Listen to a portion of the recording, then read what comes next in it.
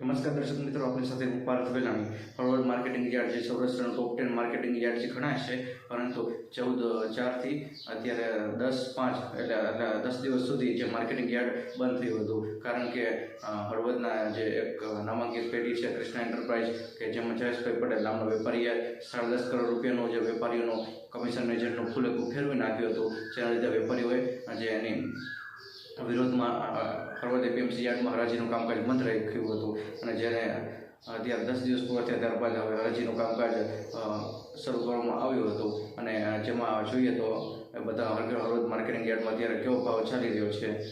વરિયાળી 1050 થી 1755, જેની આવક થઈ 3840 મણ. એરંડાનો ભાવ 1132 થી 1180. ઘઉંનો ભાવ 460 થી 500. તલનો 1400 થી 2051. ચણાનો 975 થી 1075. રાયડો 1000 થી 1053. રાઈ 1100 થી 1268. મેથી 800 થી 955.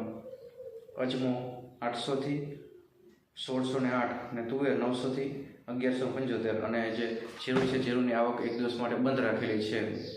અને ખાસ તો જે ગઈકાલે તારીખ 5 તારીખના રોજ રાત્રિના સમયથી ધોધમાર વરસાદ, જે કમોસમી વરસાદનું ઝાપટું પણ પડ્યું હતું. જે આખા રાજ્યભરમાં વરસાદની આગાહીને પગલે હળવદમાં પણ વરસાદ વરસ્યો હતો.